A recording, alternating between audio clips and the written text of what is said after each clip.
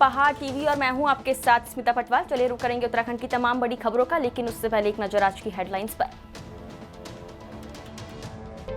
चंपावत उपचुनाव में आज मतदान बूथों के बाहर लगी मतदाताओं की लंबी कतार।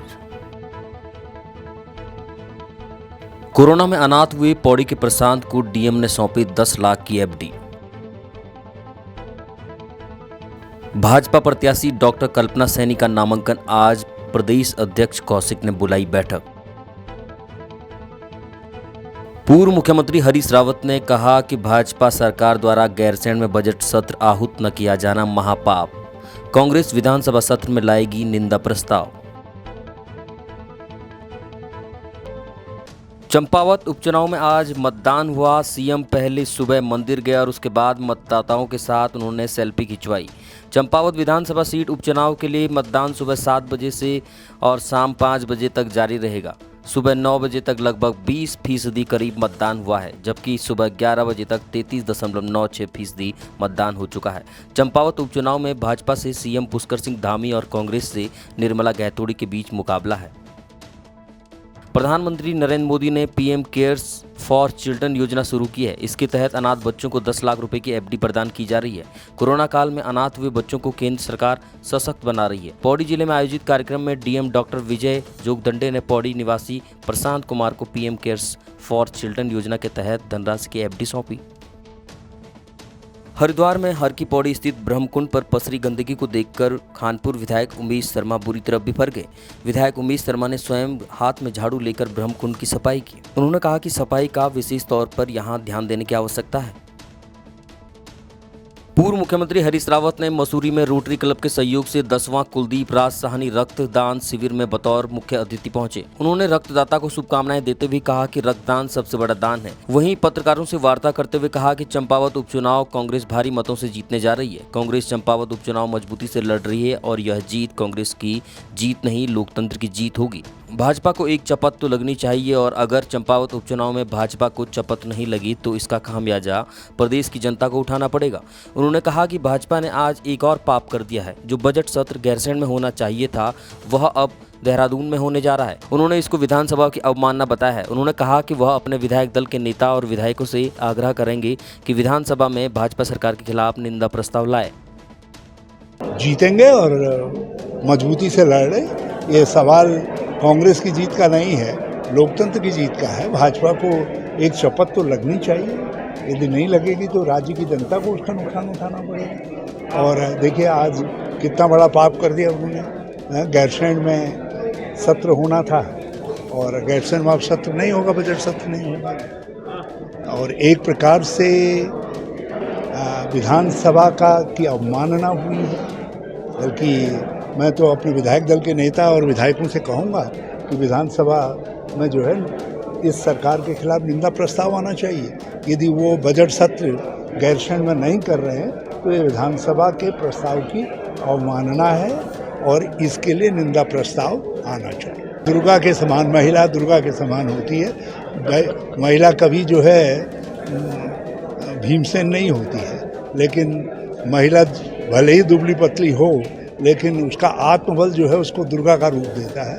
और हमारी निर्मला भी जो है भाजपा रूपी इस अलोकतांत्रिक शक्ति के लिए जो है दुर्गा साबित है। ये निराशा के 8 वर्ष और विशेष तौर पर जिस तरीके से लोकतंत्र और संसदीय व्यवस्थाओं की संसदीय संस्थाओं को समाप्त किया जा रहा है। जो कुछ भारत ने इतनी बड़ी आज़ादी की लड़ाई लड़कर प्राप्त किया और वर्षों भारत ने प्राप्त किया, उन सारी लोकतांत्रिक संस्थाओं को सने सने ध्वस्त किया जा रहा है। ये चिंता का विषय है। यमुनोत्री खरसाली में पैदल मार्ग पर कीचड़ में चलना यात्रियों के लिए बड़ी परेशानी खड़ी कर रहा है। यहाँ फैले कीचड़ में आम जनता का चलना मुश्किल हो रहा है, जिससे कई बार यात्री फिसल भी रहे। हमारे ग्राउंड जीरो रिपोर्टर रॉबिन ने जब यहाँ का दौरा किया तो हालात बहुत ही खराब थे। वहीं यमुनोत्री धाम में कूड़े और गंदगी पर शासन प्रशासन कोई ध्यान नहीं दे पा रहा है। पैदल मार्ग में शौचालयों की भी दिक्कत बनी हुई है। सिंचाई विभाग में 258 पदों को उत्तराखंड कनिष्ठ अभियंता भर्ती परीक्षा में शामिल किए जाने की मांग डिप्लोमाधारी छात्र छात्राओं ने की है। उन्होंने कहा कि सिंचाई विभाग में जूनियर इंजीनियर सिविल के 258 पदों पर भर्ती का विज्ञापन पूर्व में यूकेपीएससी को भेजा जा चुका था, लेकिन भर्ती प्रक्रिया के कुछ दिन पहले त्रुटि का हवाला देते हुए उन्हें रोक दिया गया। डिप्लोमाधारी छात्रों मुकेश बडौनी, मोहित जोशी, सूरज रावत, कार्तिक पांडे, आशीष ने कहा है कि मुख्यमंत्री पुष्कर सिंह धामी और सिंचाई मंत्री सतपाल महाराज ने कनिष्ठ अभियंता भर्ती परीक्षा 2021 में जोड़ने का आश्वासन दिया था, लेकिन परीक्षा हो जाने के बाद भी पद विज्ञापन में नहीं जोड़े गए हैं, जिससे सभी डिप्लोमाधारी छात्र आहत हैं। जनपद चमोली के विकासखंड पोखरी के अटल उत्कृष्ट विद्यालय रडुआ चांदनी खाल इंटर कॉलेज में छात्र छात्राओं ने प्रार्थना समूह गान व सामान्य ज्ञान को गढ़वाली बोली में बोला। इसके बाद से ही पूरे क्षेत्र में इस विद्यालय के प्रति लोगों का खूब स्नेह देखने को मिल रहा है। गढ़वाली भाषा में कार्यक्रमों को देखकर लोगों में भारी दिलचस्पी भी देखने को मिल रही है, तो वहीं छात्र भी काफ़ी उत्साहित देखते हुए नजर आ रहे हैं। वहीं छात्रों को यह प्रेरणा उनके व्यायाम शिक्षक व विद्यालय के प्रधानाचार्यों के द्वारा दी गई है। डॉक्टर शिवानंद नौटियाल राजकीय स्नातकोत्तर महाविद्यालय कर्णप्रयाग का 42वां वार्षिक समारोह बड़े धूमधाम से मनाया गया। कार्यक्रम का शुभारंभ मुख्य अतिथि विधायक अनिल नौटियाल ने किया। महाविद्यालय के प्राचार्य डॉक्टर जगदीश प्रसाद ने महाविद्यालय की प्रगति रिपोर्ट प्रस्तुत की। मुख्य चिकित्सा अधिकारी राजीव शर्मा ने विशिष्ट अतिथि के रूप में छात्रों को संबोधित करते हुए उन्हें नवाचार हेतु प्रेरित किया। कार्यक्रम में महाविद्यालय के छात्र छात्राओं ने विभिन्न सांस्कृतिक कार्यक्रम आयोजित किए, जिसमें कला, विज्ञान एवं वाणिज्य संकाय के छात्रों ने प्रतिभाग किया। सोमवार को नैनीताल की ठंडी सड़क में शनिदेव मंदिर का जन्मोत्सव बड़े हर्षोल्लास के साथ मनाया गया। इस मौके पर श्रद्धालुओं ने शनि मंदिर आकर पूजा अर्चना कर अपने परिवार के लिए कुशल मंगल की कामना की। महिलाओं द्वारा मंदिर में भजन कीर्तन का आयोजन किया गया। शनि मंदिर के व्यवस्थापक हेम जोशी ने बताया कि ब्रह्म मुहूर्त में शनि भगवान को स्नान कराया गया, जिसके बाद आचार्य भगवत प्रसाद जोशी द्वारा हवन यज्ञ और सुंदरकांड का आयोजन और भंडारे का आयोजन किया गया। समावासम रविपुत्रम यमागर्यम छाया मार्कंड सम्मोहन तम नमामि शनिश्चरम। जैसे कि आप लोगों को मालूम होगा, आज 30 मई है और सोमवती अमावस्या है। ये बहुत ही वर्षों बाद आज जो है शनि जयंती और सोमवती अमावस्या साथ पड़ी है, कई वर्षों बाद। तो आज शनि का जन्मोत्सव है।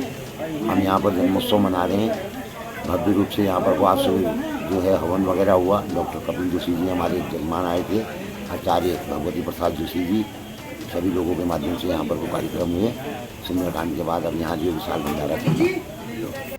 कल रुड़की नगर निगम सभागार में प्रेस क्लब महानगर रुड़की के द्वारा हिंदी पत्रकारिता दिवस मनाया गया, जिसमें मेयर गौरव गोयल सहित नगर के विशिष्ट एवं सम्मानित व्यक्तियों ने भाग लिया। वहीं प्रेस क्लब महानगर रुड़की अध्यक्ष हरिओम गिरी और मुख्य अतिथियों ने जुगल किशोर शुक्ल और श्री गणेश शंकर विद्यार्थी के चित्र पर पुष्पांजलि अर्पित कर विधिवत रूप से कार्यक्रम की शुरुआत की। आपको बता दें कि 30 मई 1826 को भारत में पहले साप्ताहिक भारतीय समाचार पत्र उद्दंड मार्तंड की शुरुआत की गई थी, जिससे आगे चलकर भारतीय पत्रकारिता की नींव रखी गई थी। वहीं महानगर प्रेस क्लब के सभी पदाधिकारियों और सदस्यों ने हिंदी पत्रकारिता की शुरुआत करने वाले जुगल किशोर शुक्ल और श्री गणेश शंकर विद्यार्थी को श्रद्धांजलि दी और उनके पद चिन्हों पर चलने तथा निष्पक्ष व निस्वार्थ पत्रकारिता का प्रण लिया। वहीं कार्यक्रम में मुख्य अतिथियों को शॉल उड़ाकर और फूल माला पहनाकर उनका स्वागत भी किया गया। पत्रकारिता दिवस पर आज नगर निगम सभागार में बहुत सुंदर कार्यक्रम का आयोजन किया गया। प्रेस क्लब और ऑफ रुड़की द्वारा ये कार्यक्रम यहाँ पर आयोजित किया गया और मैं समझता हूँ पत्रकार जो हैं चौथा स्तंभ है, समाज के अंदर आईना दिखाने का काम करते हैं। जहाँ जहाँ जिन समस्याएं रहती हैं समाज के अंदर, वो अधिकारियों तक, जनप्रतिनिधियों तक पहुँचाने का काम हो, ताकि वो सरलता से उसके उपाय भी निकाले जा सकें, उसका समाधान किया जा सके। आज हिंदी पत्रकारिता दिवस पर मेरी ओर से आप सब नगरवासियों को, सभी पत्रकार बंधुओं को बहुत बहुत शुभकामनाएं। धन्यवाद। स्वास्थ्य मंत्री डॉक्टर धन सिंह रावत के निर्देश पर आज तंबाकू निषेध दिवस के मौके पर हर विभाग में तंबाकू के खिलाफ शपथ दिलाई गई। वहीं हल्द्वानी, गौलापुर, कुंवरपुर में पूरन सिंह मोहन सिंह इंटर कॉलेज में आज तंबाकू निषेध कार्यक्रम का आयोजन किया गया, जिसमें छात्रों को प्रधानाचार्य पंकज बेलवाल ने नशे से दूर रहने की शपथ दिलाई। गौलापार के पूरन सिंह मोहन सिंह इंटर कॉलेज में तंबाकू निषेध पर 1 दिवसीय कार्यशाला का भी आयोजन किया गया, जिसमें छात्रों को नशे से दूर रहने की शपथ दिलाई गई। कार्यशाला में इंटर कॉलेज के प्रधानाचार्य Pankaj Belwal, NSS cadet, senior छात्र छात्राओं ने तंबाकू निषेध की जानकारी दी। कि तम्बाकू से हमारा घर परिवार बर्बाद हो सकता है, क्या क्या नुकसान होता है। तम्बाकू लेने से हम अपनी ज़िंदगी ख़राब कर रहे हैं और बहुत सारे नुकसान होता है तम्बाकू लेने से। इसलिए हम सबको बताना चाहेंगे कि तम्बाकू ना लें, अपनी ज़िंदगी बर्बाद ना करें, अपने घर परिवार को देखें। गांव-गांव में जाकर हम यह संदेश देंगे कि तम्बाकू ना ले, तम्बाकू से ज़िंदगियां बर्बाद होती हैं। अपने तम्बाकू लेने से बहुत से लोग बीमार हो जाते हैं, कैंसर होता है उन लोगों को, तो वो ना ले तम्बाकू, अपनी ज़िंदगी बचाएं। कसबेलवाल, प्रभारी प्रधानाचार्य इंटर कॉलेज कुंवरपुर। विभागीय आदेशानुसार आज श्री पूरन सिंह मोहन सिंह इंटर कॉलेज कुंवरपुर के छात्र छात्राओं ने तंबाकू दिवस में शपथ के साथ प्रण भी लिया है कि हम अपने विद्यालय परिसर, अपने गांव, अपने क्षेत्र, अपने ज़िले और अपने प्रदेश और अपने देश का नाम रोशन करेंगे। और साथ में हमारे बीच बच्चों ने बहुत अच्छे नाटकों के द्वारा ये तंबाकू मुक्त अभियान को कैसे दूर करें, और करीबन 50 बच्चों ने हमारे 4 प्रतियोगिता में पार्टिसिपेट किया।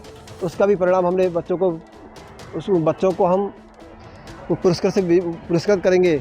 और हमारी बाल संसद की टीम गांव-गांव जाकर इस अभियान को, जो सरकार उत्तराखंड सरकार द्वारा उत्तराखंड गांव चलो तंबाकू मुक्त अभियान के लिए जो अभियान शुरू करा है, हमारे बाल संसद के जो 30 बच्चों की टीम है और एनएसएस के स्वयंसेवी हैं, ये लगातार इसमें काम कर रहे हैं और कार्य करेंगे भी। हमारे प्रबंधक महोदय श्री नरेंद्र सिंह मेहरा और प्रबंध समिति के सभी सदस्यों का भी एक अभियान शुरू किया है उन्होंने भी, कि हमारे विद्यालय परिसर को लेते हुए अपने क्षेत्र को तंबाकू मुक्त के। हमारे बीच में हमारी पूर्व प्रधानाचार्य निर्मला दरमवाल भी हमारे साथ, और पतंजलि योगपीठ के प्रभारी जो हमारे क्षेत्र के प्रभारी हैं, इन्होंने भी आज सुबह बच्चों को योगाभ्यास के द्वारा कैसे ही तंबाकू मुक्त अभियान, तंबाकू मुक्त करा जाए विद्यालय परिसर और अपने गाँव को कर जाए, इसके लिए मैं इन सभी का विशेष आभार व्यक्त करता हूँ। और जो बच्चे हमारे आज के हैं, युवा हैं, मैं उनको ये संदेश देना चाहूँगी कि वो अपने आसपास, अपने परिसर और इस बात से सतर्क रहें कि उनको अपने देश के दुश्मनों से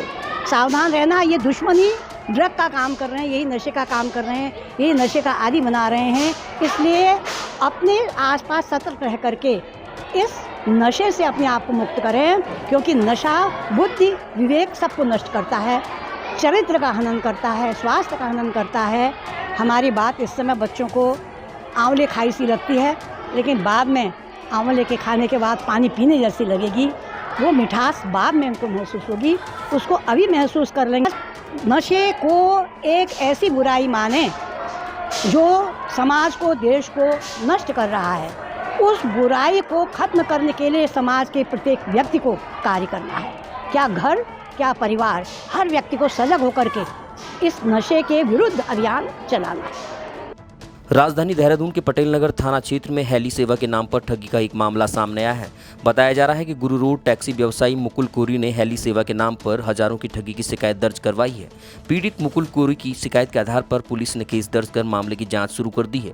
गुरु रोड टैक्सी व्यवसायी मुकुल कोरी ने पटेल नगर थाना पुलिस को तहरीर देते हुए बताया कि 5 मई को कोलकाता से उनके पास उनके ग्राहक का फोन आया था। ग्राहक ने कहा कि उसे हेलीकॉप्टर से केदारनाथ जाना है और 6 लोगों की टिकट बुक कराने के लिए कहा। मुकुल कोरी ने बताया कि ग्राहक ने किसी मनोज रावत से संपर्क किया और मनोज रावत ने 6 लोगों के फाटा से केदारनाथ तक 8,000 रुपये प्रति व्यक्ति के हिसाब से रुपये देने के लिए कहा। इसके बाद मनोज रावत ने 48,320 लेकर 6 टिकट बुक कर दिए। मनोज रावत ने किसी यासीन नाम के व्यक्ति से 20 मई के ऑनलाइन टिकट बुक कराकर व्हाट्सएप पर भेज दिए। 18 मई को मनोज ने बताया कि यासीन ने फर्जी टिकट करवाकर धोखाधड़ी की है और टिकटों पर QR कोड भी नहीं है। जिस नंबर पर ऑनलाइन टिकट बुक किए गए हैं वो नंबर अब स्विच ऑफ जा रहा है। थाना पटेल नगर प्रभारी रविंद्र यादव ने बताया कि शिकायतकर्ता की तहरीर के आधार पर मुकदमा पंजीकृत कर लिया गया है और मामले की जांच की जा रही है। डोईवाला नगर पालिका में पिछले दिनों से अधिशासी अधिकारी का पद रिक्त चल रहा था, जिसके कारण नगर के विकास कार्य पूरी तरह से प्रभावित हो रहे थे। नगर सभासद गौरव मल्होत्रा, मनीष धीमान के साथ तमाम सभासदों ने शहरी विकास मंत्री प्रेमचंद अग्रवाल से मुलाकात कर ईओ की नियुक्ति की मांग की थी, जिसके बाद आज डोईवाला नगर पालिका को उत्तम सिंह नेगी के रूप में अधिशासी अधिकारी मिलने पर सभासदों ने शहरी विकास मंत्री का आभार जताते हुए धन्यवाद किया। डोईवाला नगर पालिका में आज नवनियुक्त अधिशासी अधिकारी उत्तम सिंह नेगी ने कार्यभार संभाला। सभासद मनीष धीमान, संजय खत्री, गौरव मल्होत्रा, बलविंदर सिंह नागेंद्र ने नवनियुक्त अधिकारी नेगी के स्वागत किया और उम्मीद जताई कि अधिकारी नगर के विकास को गति देंगे। नवनियुक्त अधिशासी अधिकारी उत्तम सिंह नेगी ने सभासदों से मुलाकात कर विश्वास दिलाया कि नगर के विकास में सभी के सहयोग से काम करेंगे।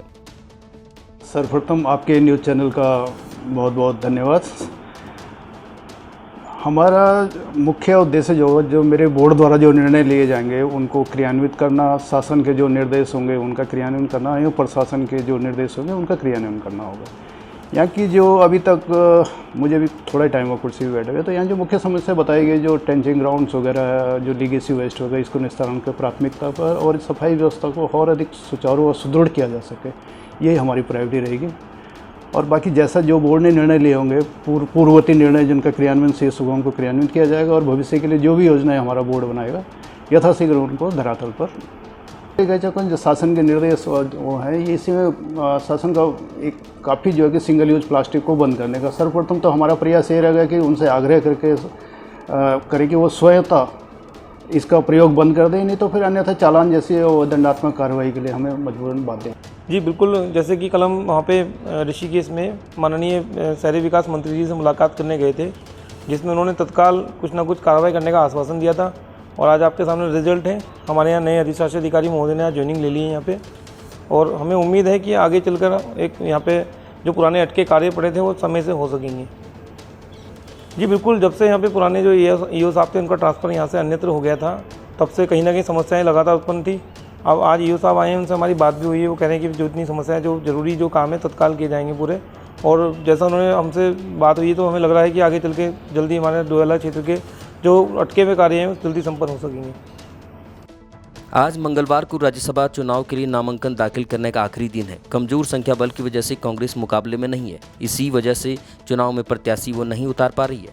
वहीं भारतीय जनता पार्टी प्रत्याशी डॉक्टर कल्पना सैनी 2 बजे विधानमंडल पहुंची और जहां वो पार्टी के वरिष्ठ नेताओं की उपस्थिति में अपना उन्होंने नामांकन दाखिल किया।